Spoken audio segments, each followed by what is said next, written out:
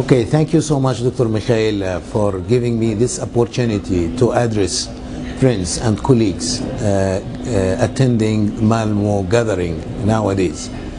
I should thank the organizing committee of this valuable scientific gathering to address all audiences and to talk to them about our current situation, living situation in Gaza Strip.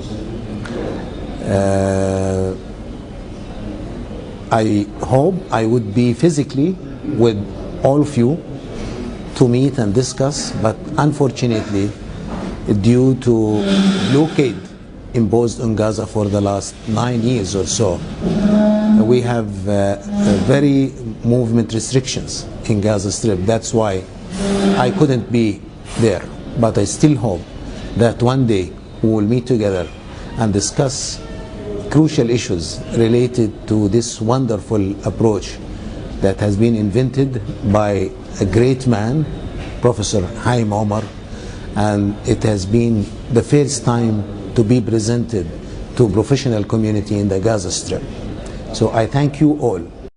When the first time I have been asked to prepare a summary of this presentation to your valuable gathering, I start thinking what would be the most convenient title for such a workshop, for such a paper. And I was looking around to figure out how I could, together with Dr. Mikhaila and other friends, to convey a convenient message to you. And because of the ongoing circumstances here in Gaza, we came to the conclusion that the best title to have for our presentation is about No Place to Be a Child in Gaza, which actually reflects something crucial in relation to the children's life in Gaza Strip. Gaza Strip, according to international many reports issued over the last 3-5 years, has been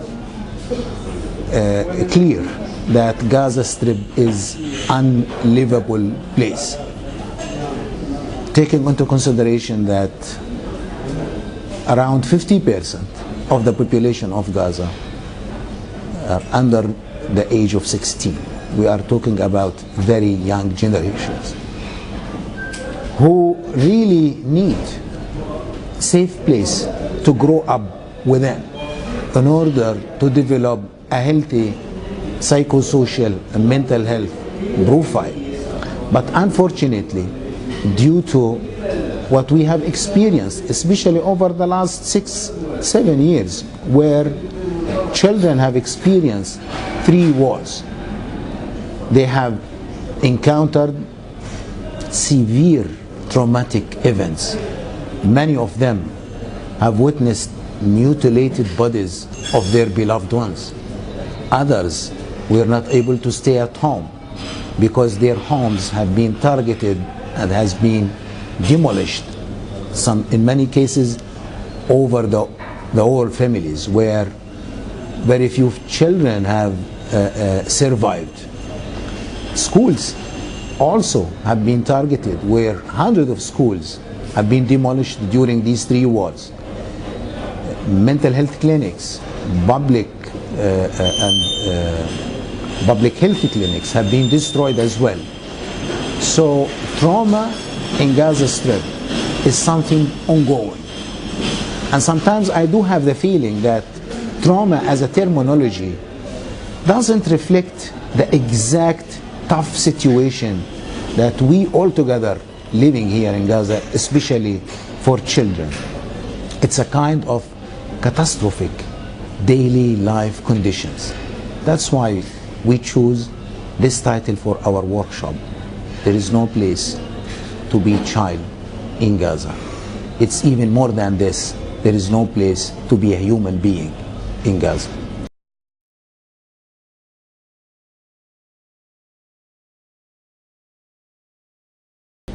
As long as the community of professionals in Gaza Strip and the occupied Palestinian territories altogether have tried so many other techniques to use with it traumatized children, traumatized families, and traumatized communities.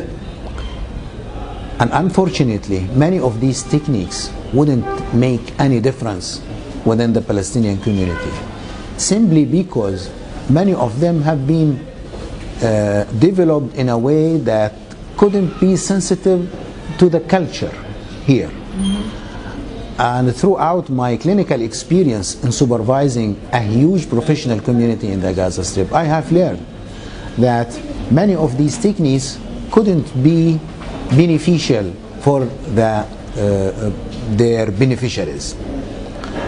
The first time NVR has introduced to me throughout a conference launched in Tel Aviv by a group of Israeli psychoactive. And I started to think, what this NVR? And I couldn't understand the NVR in its simple and professional way until you came down to Gaza last October and you started to discuss with me what kind of things, what kind of new principles that could be used in order to help victims of violence, especially children, their mothers, other caregivers, teachers in schools, principals, students themselves, etc., etc. And I started to learn that this technique is answering so many questions never received an answer by using other techniques. And I'll tell you one of my experiences. I had been trained once in using the hypnotherapy with the traumatized clients. And the hypnotherapy is based on safe place technique. After I had been trained, I started to use it with one of my clients who spent 5 years in Israeli prisons, and he had been tortured severely. After that, I received this client, and I said, I'm going to use another technique to help you. I said, please go ahead, use whatever you want. What I do need is to overcome all these thoughts, emotions, and bad behaviors that I couldn't even tolerate myself, neither my wife and my children. And I started asking him, would you please think of a safe place in your life?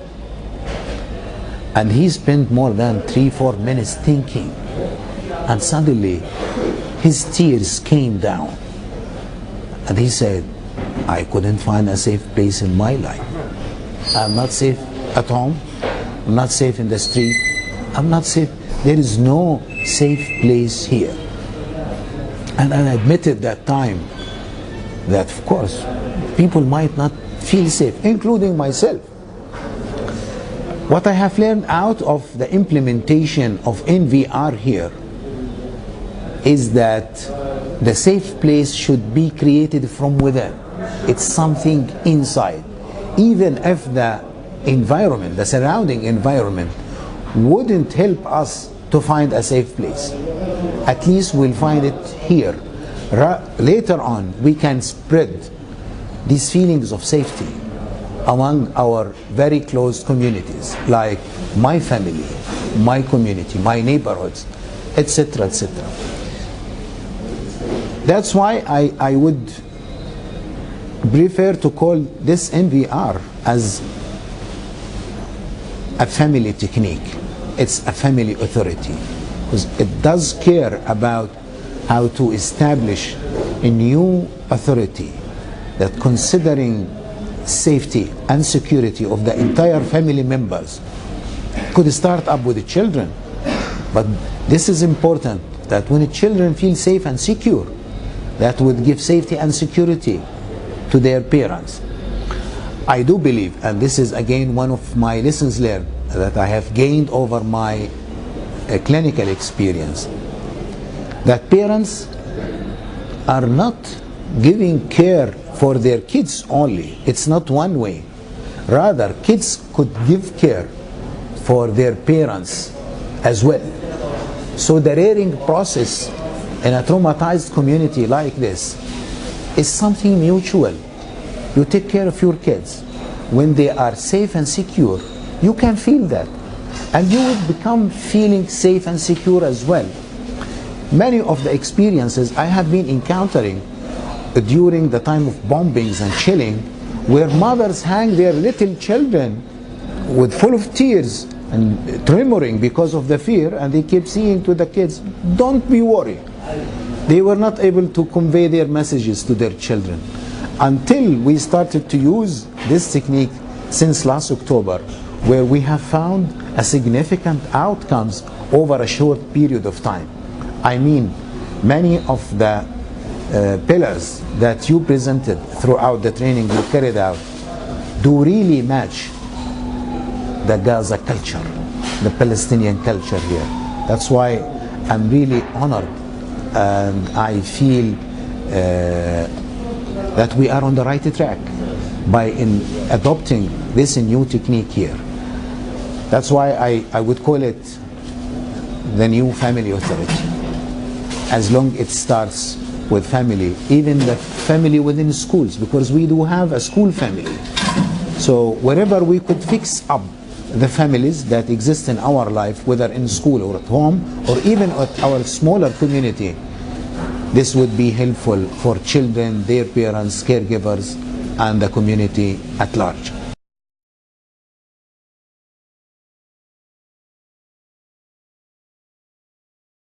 Again, violence is a character, I could say, of a community like ours.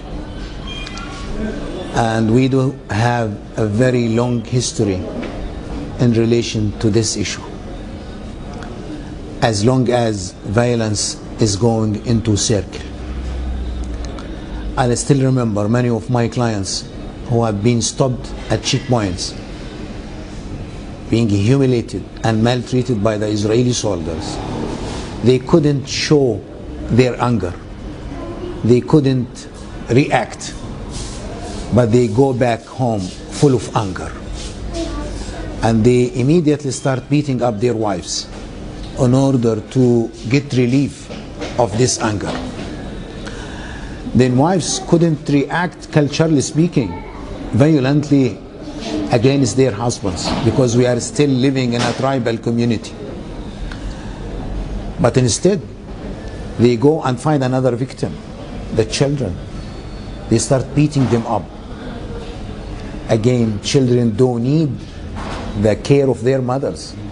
That's why they couldn't dare to react violently against their mothers. Rather, they go to their schools and beat up their peers and violate them. This is, in short, a description for the circle of violence taking place here. Whenever victims became re-victimized more and more, they try. It's like to put a cat in the corner and keep beating it up. It would become a lion. It might hurt you. This is another example for the violence taking place in our community here. So violence is there, as you said. You could hear a lot of complaints about violent behavior of school students, beating each other, taking things, stuff of each other, trying even to show rebellious behavior against some authoritarian figures in their life. As long as they couldn't do it at home, they find the opportunity to do it at school, where they could say no for their teachers or their school principals, etc., etc. That's why I do believe more in this new technique, because it deals directly with such phenomena. It asks students to resist in a peaceful way. It asks teachers to resist in a peaceful way. It asks caregivers and parents to develop more tolerance. They learn a new way to behave, a new methodology of being aware of what's going on with them, because the circle of violence taking place simultaneously without even being conscious that, again, in my clinical experience, a big percentage of my clients who were showing violence and feeling guilty after being violent against their wives, we used to diagnose them as with that disorder called intermittent explosive disorder. When they became raged, they start breaking down the stuff of the house or even beating the wife, and later on they feel guilty and start crying. But under the ongoing violence, they get to violent behavior again and again and again. So this is the situation here, which couldn't be changed overnight, as long as violence from outside is still used against the entire community here.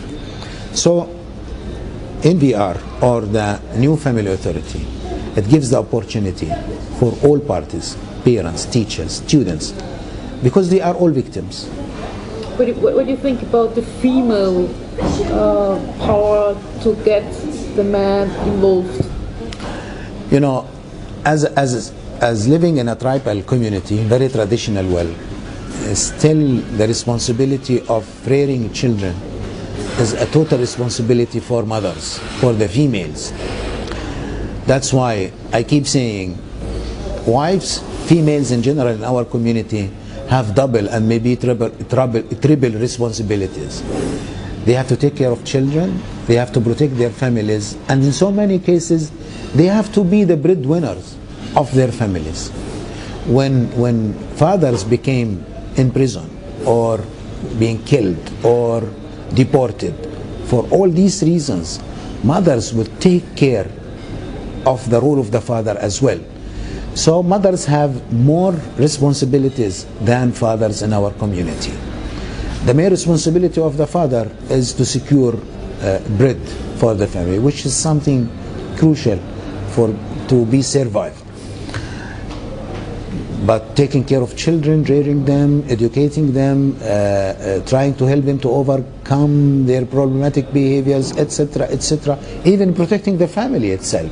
You hear many of the stories and cases today and the days before when wives decided to get back to the family for the sake of the children, because she represents a safe container, not only for the children but also for the husband and herself, where mothers, females, could represent a good safe container for themselves and their family members.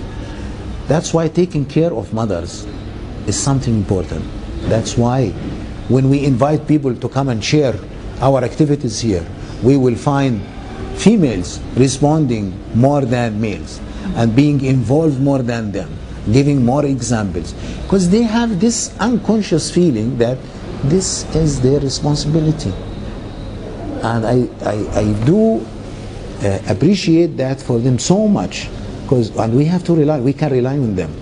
They are the keys of the changing process in a traumatized community like ours. Again, I should thank all those who contributed in presenting NVR, or the New Family Authority, to the Palestinian community. This is the first time to use such a wonderful technique. I should thank Professor Haim Omar for inventing such a wonderful tool that could be used to help many people who are in need.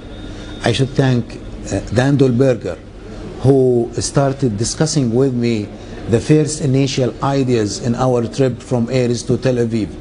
I should thank Dr. Michael Lefred for for taking the risk actually and coming down to Gaza to carry out the training, to share us the school visits and field visits.